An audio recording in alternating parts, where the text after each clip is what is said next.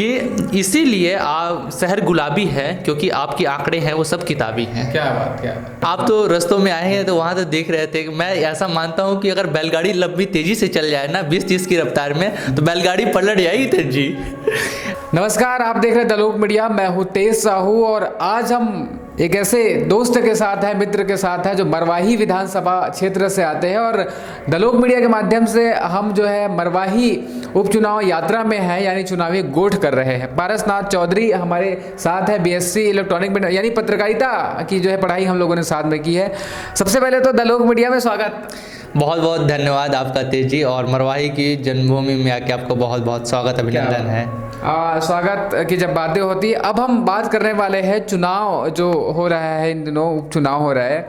मरवाही विधानसभा का जो चुनाव है 3 नवंबर को जो है मतदान होंगे और 10 नवंबर को रिजल्ट घोषित कर दिए जाएंगे। उसके बाद किसकी ताजपोशी होगी वो सबके सामने रहेगी।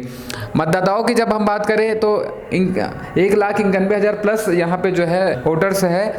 आप इस विधानसभा से हैं और गृह ग्राम आपका जो है यहाँ पे मरवाही विधानसभा में है। मरवाही का अस्तित्व को कैसे देखते हैं आप राजनीतिक दृष्टिकोण से?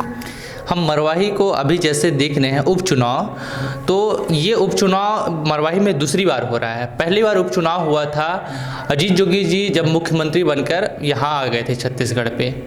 जैसे ही पहला उपचुनाव हुआ उस टाइम भी वर्चस्व की लड़ाई थी।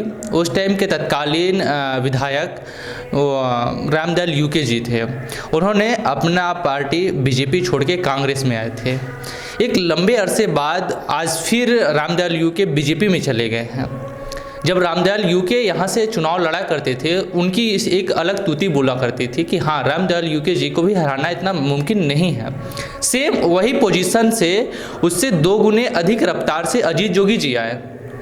अजीत जोगी जी जब चुनाव लड़े, एक लंबा एक उनका अरसा रहा। उनका राजनीतिक करियर यहाँ मरवाही विधानसभा से बहुत लंबा रहा। उनके परिवार यहाँ से लड़े, उनके बेटे अमित जोगी यहाँ से लड़े चुनाव और जीते भी। लेकिन इस बार ऐसा हो गया है कि जोगी परिवार पूरी तरीके से अलग है मरवाही उपचुनाव से।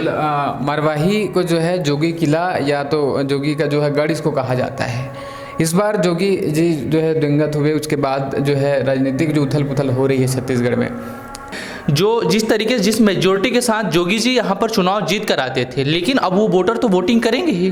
अब ये सबसे बड़ा फैक्टर है कि वहाँ के वोटर जो अजीत जोगी के समर्थक थे वो किस पहलू पर जा रहे हैं। और ये सबसे बड़ी बात होगी कि यहाँ जिस तरीके से संख्या की लड़ाई होती थी, यहाँ अजीत जोगी को हराने जितने की नहीं, अजीत जोगी कितनी संख्या से यहाँ बहुमत से पहुँच रहे हैं विधानसभा, ये सबसे बड़ी बात होती थी। और यही सेम अभी वर्चस्व की लड़ाई है बीजेपी और कांग्रेस के लिए भी। अगर इस बार जो पार्टी बीजेपी और कांग्रेस आ रही है उनके लिए एक लंबा रास्ता तैयार हो जाएगा 2-3 पंचवर्षीयों के लिए पूरे अच्छे तरीके से, कि वहाँ से अब उनका एक वर्चस्व कायम हो गया। वो अगली हर बार वो यहाँ से एक अपना गढ़ बना लेंगे। बिल्कुल। जोगी किला जो है अब किसके हवाले होगा ये तो 10 तारीख के बाद ही पता चलेगा। लेकिन जोगी के नहीं रहने के बाद जो यहाँ की जो जनता है, जनता अमित जोगी कहते हैं कि जो है दिल से जो है सभी लोग वही रहेंगे जोगी के लिए। क्या जोगी परिवार का किला है या कांग्रेस का गढ़ इसको कहेंगे? क्योंकि व्यक्ति आधारित सबसे पहले पार्टी है, उसके बाद व्यक्ति आधारित हो गया था इस सीट जो है।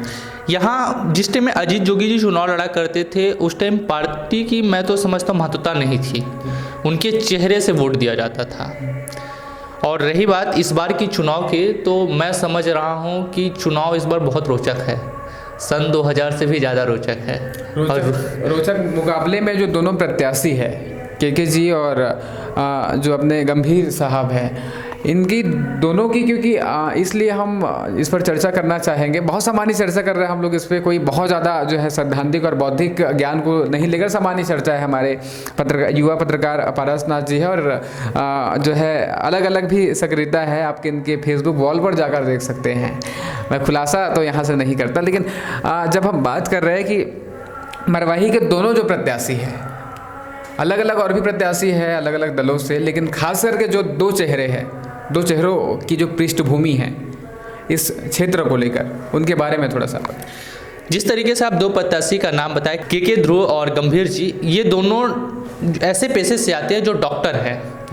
और कोविड के समय में दोनों डॉक्टर अपने अपने पेशे को छोड़कर राजनीतिक मैदान पे हैं।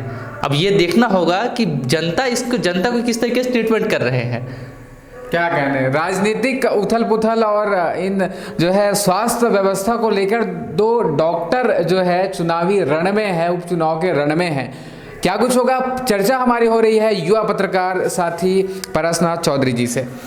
चौधरी साहब, और बताएं कि राजनीति को लेकर जो यहाँ की राजनीति है, अलग अलग जो है जोगी खेमे और कौन कौन से खेमे बटे हुए हैं, और परिणाम क्या आपको नज़र आ रहा है, आकलन इन दोनों का?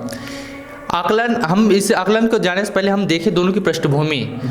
दोनों ही एक ही कॉलेज से निकले हुए हैं, गंभीर जी भी और के ध्रुव जी भी एक ही यूनिवर्सिटी से हैं और दोनों एक ही संस्थान से शिक्षा ग्रहण किए हैं।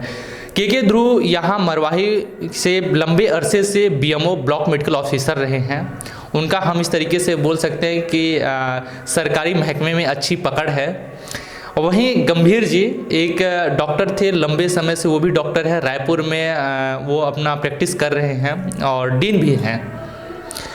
लेकिन जब चुनाव की बार आ रही है तो यहाँ वर्चस्व की लड़ाई में हर बार बोल रहा हूँ, वर्चस्व यहाँ हर दोनों पार्टी ही कायम करना चाहती है जी। और डॉक्टर के मत्थे ही पूरा विधानसभा होगा। इससे पहले प्रशासनिक अधिकारियाँ हुआ करते थे। रामदयाल यूके जी पटवारी हुआ करते थे। आईएएस के लिए अब अजीत जोगी कलेक्टर थे, उनके लिए सीट खाली किया। लेकिन यहाँ डॉक्टर टू डॉक्टर की लड़ाई है। ये भी जो है कहा जाता है कि जोगी जब थे तो उनसे बहुत लोग जो है खौफ में रहते थे, इस नाम से भी जो है राजनीति में आना चाहते थे लेकिन नहीं आए। ये जो तत्कालीन विधायक की चुनाव लड़ रहे हैं, ऐसे लोग भी हैं। मैं किसी का नाम नहीं लेना चाहूँगा, लेकिन यहाँ की जनता बहुत अच्छे से जानती है कि यहाँ से पहले कितने लोग की महत्वाकांक्षा थी। के ध्रुव जो हैं वो पहले भी चुनाव में उतरना चाहते थे।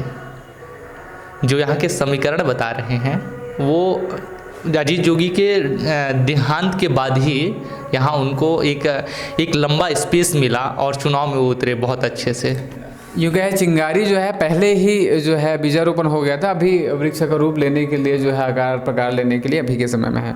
हमारे साथ युवा पत्रकार परसनाथ चौधरी जी से हमारी बातें हुई। लगातार हमने अलग अलग पहलुओं पर बात की है, कुछ ऐसे मुद्दे जिसको आप चाहते हैं कि उन मेन स्ट्रीम और अलग अलग जगहों पर जो है चुनावी कवरेज की जा रही है, कुछ ऐसे मुद्दे जो आप अपने दृष्टिकोण से देखते हैं इस क्षेत्र विशेष को लेकर, क्योंकि जोगी जी रहे तो विकास और उसके बाद सड़कों का हम देखते हैं क्या हाल है। आप तो रस्तों में आए हैं तो वहाँ तो देख रहे थे। मैं ऐसा मानता हूँ कि अगर बैलगाड़ी लंबी तेजी से चल जाए ना 20-30 की रफ्तार में तो बैलगाड़ी पलट जाएगी तेजी। ऐसी स्थितियाँ हैं। सड़क की तो यहाँ बात छोड़िए, यहाँ गांव में जो ग्राम पंचायत के फंड्स हैं उनको भी अच्छे से यूटिलाइज नहीं हो रहा है। हॉस्पिटल की स्थितियां अगर आप जाके देखेंगे, मैं अभी आप 2 साल पहले आए होते तो यहाँ की स्थिति देख लेते। यहाँ से पूर्व मुख्यमंत्री अजीत जोगी रह चुके हैं। मैं तो ऐसा मानता हूँ कि जहाँ मुख्यमंत्री का क्षेत्र है जो, या फिर वह पूर्व हो चुका हो या तत्कालीन हो, एक अलग वर्चस्व होता है वहाँ की स्वास्थ्य सुविधाओं को लेकर, वहाँ प्रशासनिक ढांचे को लेकर, वहाँ डेवलपमेंट को लेकर। लेकिन पूर्व मुख्यमंत्री यहाँ आने के बावजूद भी मैं देखता हूँ अभी, क्योंकि मैं एक लंबे टाइम से यहाँ कोविड के टाइम पे एक स्थान को सर्वे कर रहा हूँ और जानने की कोशिश कर रहा हूँ कि लोग परेशान कहाँ से हैं।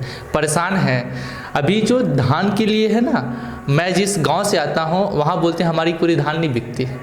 ये चाहे वो बीजेपी की गवर्नमेंट हो या भी कांग्रेस की गवर्नमेंट आई हो, तो भी ऐसी स्थितियां हैं। जब किसान परेशान है तो क्योंकि ये मरवाही ऐसा बेल्ट है जहाँ पूरे किसान ही भरे हुए हैं। यहाँ कोई इंडस्ट्री बड़ी नहीं है, कोई यहाँ डेवलपमेंट में नाम पे आप देखेंगे जहाँ कोई बड़ा किसी तरीके से इंस्टीट्यूट भी नहीं है। यहाँ 2 कॉलेज हैं, डॉक्टर भंवर सिंह पोर्ते मरवाही पे और पिंडरा पे जो सरकारी कॉलेज है। वहाँ सिर्फ बीएससी की पढ़ाई होती है और बीए की, और उसमें से एक स्पेशल तौर पर वहाँ की पढ़ाई की स्टैंडर्ड आप देखेंगे। शिक्षा की कमी तो हर जगह आप पूरे छत्तीसगढ़ में देख लीजिए, वो यहाँ मरवाही बस की बात नहीं कर रहा हूँ मैं। वहाँ ऐसी स्थितियाँ हैं कि अगर हम हिस्ट्री से है ना, हिस्ट्री से हम पॉलिटिकल लेना चाहें तो पॉलिटिकल हमें नहीं मिल पाएगा। हमें एक चीज़ मिल पाएगी, एक सब्जेक्ट है बस। स्पेशली तौर पर एक सब्जेक्ट को लेकर मरवाही को एजुकेशन सिस्टम को यहाँ कोलैप्स किया जा रहा है पूरी तरीके से। और जब एजुकेशन सिस्टम कोलैप्स हो जाएगा तो मैं नहीं मानता कि वहाँ के युवा बढ़ पाएंगे या फिर वहाँ की किसी तरीके से वहाँ की बौद्धिक स्तर ठीक होगा। आप भी युवा हैं और दोनों पहलुओं को जो है साथ में रखकर चलते हैं। वर्तमान में जो सरकार है युवाओं की बात करती है और केंद्र और जो है राज्य की सरकार है, दोनों के लिए जो है वर्तमान जो चुनाव हैं, क्योंकि अभी जो है 332 करोड़ का सौगात इस क्षेत्र को मिला है और अलग अलग जगहों पर जो है विकास के जो है मापदंड गढ़े जा रहे हैं और लोक लुभावन न्यू कहे या तो जो सत्ता में है चीज़ों को जो है सामने रख रही है। कांग्रेस बीजेपी किनका आना यहाँ पे चाहिए, क्योंकि आप इस क्षेत्र के निवासी भी हैं और युवा पत्रकार भी हैं। जनता जिन्हें समर्थन देगी वो तो आएंगे ही, लेकिन मैं आपको एक चीज़ और बताना चाहूँगा। आप जिस रास्ते से आ रहे थे वहाँ एक पुल है और जिस दिन विधानसभा का 2018 वाला चुनाव हो रहा था उसी दिन वहाँ का पुल टूटा है और आज उपचुनाव हो रहे हैं, अभी तक पुल नहीं बना है। ये पीपरडोल की बात है। आपने कहा कि करोड़ों का यहाँ फंड पास हो रहा है, मुझे आदम गौड़वी जी का एक शेर याद आ गया कि इसीलिए आप शहर गुलाबी है क्योंकि आपके आंकड़े हैं वो सब किताबी हैं। क्या बात। तो ये आंकड़े जो हैं मैं गारंटी देता हूँ कि जो जितने भी करोड़ के हैं ना, आप आने वाले टाइम में देखिएगा चुनाव के जस्ट 1 साल पहले होगा जो काम होगा और आधे से ज़्यादा फंड ऐसे ही रिजेक्ट हो जाएंगे और पता नहीं काम कितने अरसों तक अटका रहेगा। अभी करोड़ों फंड हुए हैं, करोड़ों फंड पास हो रहे हैं, लेकिन आप ग्राउंड जीरो पर देखिए कि काम स्टार्ट कहाँ हुआ है। बिल्कुल, राजनीतिक जो महकमे हैं और तमाम अलग अलग राजनेताओं की बातें होती है, विकास के जो है मापदंड सबके अपने अपने द्वारा निर्धारित की जाते हैं, काम भी उनके आधार पर होता है। द लोक मीडिया में हमारे साथ पारसनाथ चौधरी जी थे, हमारे साथी है, काबिल व्यक्ति है, राजनीति की समझ रखते हैं और स्वयं भी जो है उस ओर रुख कर रहे हैं। आप इसके फेसबुक वॉल पर जाकर देखिएगा। दोस्तों, द लोक मीडिया के माध्यम से हम चुनावी कवरेज कर रहे हैं, चुनावी गोठ जो है उपचुनाव मरवाही का। आज हमारी जो चर्चा हुई है अलग अलग पहलुओं पर हम लोगों ने बातें की है, प्रत्याशी हो चाहे जो दोनों तीनों सरकार है, इस पर हमारी जो बातें हुई है। उम्मीद है कि आपको जो तमाम जानकारियां है जो है बोझिल नहीं लगेगी, बोरिंग नहीं लगेगी और यदि लगेगी तो कमेंट बॉक्स पर आप जो है बिल्कुल बताइएगा, क्योंकि हम लोगों ने कोई बहुत ज़्यादा पूर्व नियोजित चर्चा भी नहीं थी। एक जगह पे मिले और बहुत लंबे समय बाद हमारे जो है मित्र इस क्षेत्र के हैं यहाँ पे मुलाकात की और हम लोगों ने सोचा कि जो कुछ बातें हैं उसको साझा कर दिया जाना चाहिए, क्योंकि युवा अपनी बातें रखते हैं, दिल से दिल तक की बातें। क्या बात, बहुत धन्यवाद। बिल्कुल, बहुत बहुत शुक्रिया आपका तेज जी, आपने समय दिया और मरवाही की जनता को हम चाहते हैं कि आप ऐसे ही अलग अलग मुद्दों को उठाते रहें हमेशा और सड़क की लड़ाई में हमेशा आप हमारे साथ रहें। बिल्कुल, सदैव हम साथ हैं। कैमरा पर्सन दीपक सचदे के साथ तेज साहू।